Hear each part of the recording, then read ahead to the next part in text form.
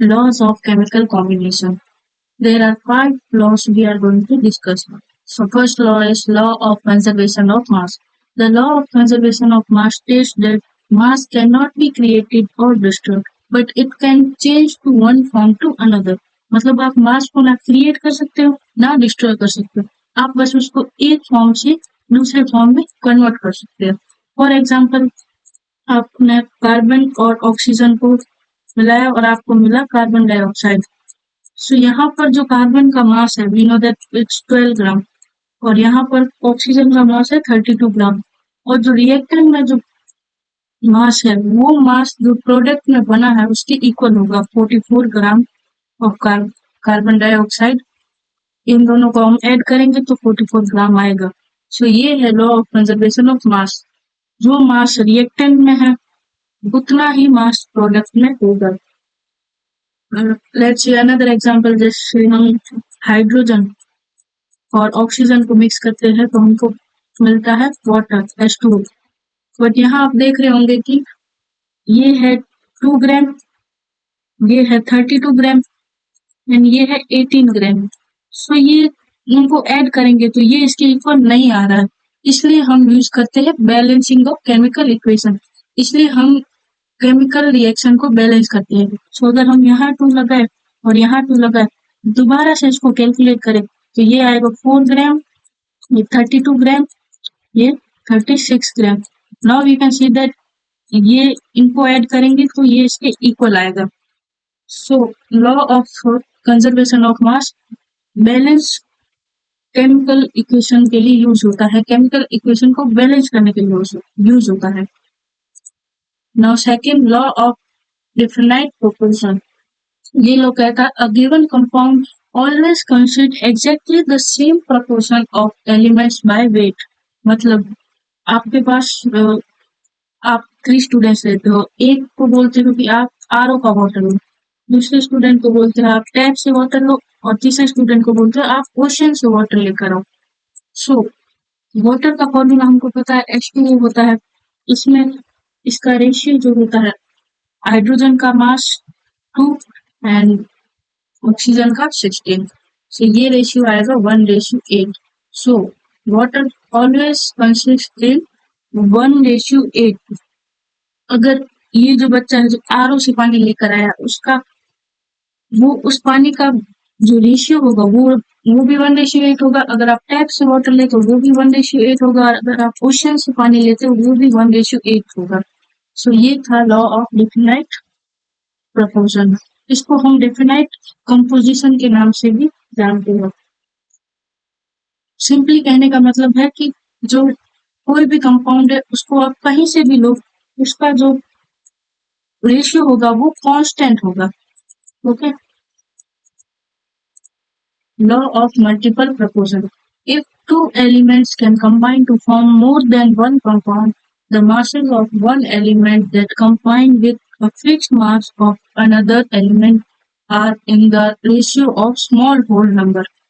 मतलब आप example low carbon dioxide का, एक कार्बन का एटम है, उसका जो मास होगा वो होगा 12 ग्राम। वो एक बार ऑक्सीजन के साथ रिएक्ट कर रहा हो, वही ऑक्सीजन के साथ रिएक्ट कर रहा है, ऑक्सीजन का भी 16 ग्राम होता है। सो ये पहले बनाता है कार्बन मोनोऑक्साइड और दूसरी बार ऑक्सीजन से रिएक्ट करके बनाता है कार्बन डाइऑक्साइड।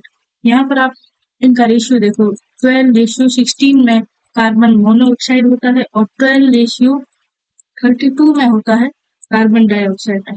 हम देख सकते हैं कि यहाँ पर 12:16 कार्बन है उसका तो एक है, सेम मास है, पर यहाँ पर अगर हम ऑक्सीजन का मास देखें तो उसका रेशियो आ रहा है 16:32 मीन्स 1:2। सो ये जो 1:2 है ये हमेशा कांस्टेंट ही रहेगा। So our next law is Gibbs law of gaseous volume. When gases combine or are produced in a chemical reaction, they do so in a simple ratio by volume, provided all gases are at same temperature and pressure। ये law सिर्फ gas के लिए है और ये क्या कहता है कि सेम टेम्परेचर और सेम प्रेशर पे मान लो हम कोई रिएक्शन करवाते हैं, जैसे hydrogen react with oxygen to give water, so ये लॉ तो गैसेस के लिए है, तो हम हाइड्रोजन और ऑक्सीजन तो गैस होती है, वाटर भी हम वेपर के फॉर्म में लेंगे। सो अब इस इक्वेशन को बैलेंस करते हैं। सो अब ये क्या कह रहा है कि अगर हम 1 वॉल्यूम ऑफ हाइड्रोजन गैस लेते हैं और भी से 2 वॉल्यूम ऑफ हाइड्रोजन गैस हम लेते हैं और 1 वॉल्यूम ऑफ ऑक्सीजन के साथ हम रिएक्ट कराते हैं, तो हमेशा हमको वाटर मिलेगा 2 वॉल्यूम। मीन्स अगर हमने 100 ml ऑफ हाइड्रोजन गैस ली है और 15 ml ऑफ ऑक्सीजन गैस ली है, तो हमको 100 ml ऑफ ई वाटर मिलेगा। ये है गे-लुशिक लॉ। इसके ऊपर एक क्वेश्चन करेंगे। मान लो ये सेम इक्वेशन है एंड यहाँ से मैंने बनाया वाटर, ये भी गैसेस फॉर्म है, ओके। और मैंने यहाँ पर जो हाइड्रोजन ले रखी है वो है 20 सेंटीमीटर क्यूब, ओके। ये लॉ एक और चीज कहता है कि अगर ये 2:1 में है और ये कितना है 2, सो ये जो इक्वेशन है ये हमेशा, ये जो भी रिएक्शन हो रही है हमेशा इस रेशियो को जो है फॉलो करेगी। तो हमें पता है कि ये इक्वेशन कौन सा रेशियो फॉलो करेगी, 2:1:2। मतलब अगर हमने 20 सेंटीमीटर क्यूब अगर हमने हाइड्रोजन गैस ली है, तो हमको 10 सेंटीमीटर क्यूब ऑक्सीजन गैस लगेगी, जिससे बनेगा 20 सेंटीमीटर क्यूब वाटर और इन गैसेस फॉर्म। तो ये था पूरा गे-लुशिक law. Next law is Avogadro's law. Avogadro's proposed that equal volume of all gases at same temperature and pressure should contain equal number of molecules. अगर temperature और pressure same है, तो जो हमने जो गैस ली है वो एक कंटेनर में, मान लो हमने 1 लीटर गैस ली और दूसरे कंटेनर में भी हमने 1 लीटर गैस ली। अगर टेम्परेचर हमने मान लो फिक्स कर लिया, लेट्स से 143 केल्विन, और हमने प्रेशर रख लिया, प्रेशर आप कुछ भी रख लो, 1 atm आपने प्रेशर रख लिया। इन पूरी कंडीशंस में और आपने जो गैसेस भी ली है वो भी इक्वल अमाउंट में ली है।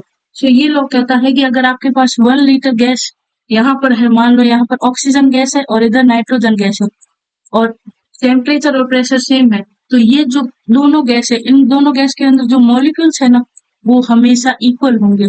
अगर आपने यहाँ पर नाइट्रोजन की जगह हाइड्रोजन गैस भी ले ली ना, तो भी यहाँ पर जो है इक्वल वॉल्यूम में इक्वल नंबर ऑफ मॉलिक्यूल्स होंगे। जैसे कि मान लो अगर इधर ऑक्सीजन के 12 × 10⁻23 मॉलिक्यूल्स है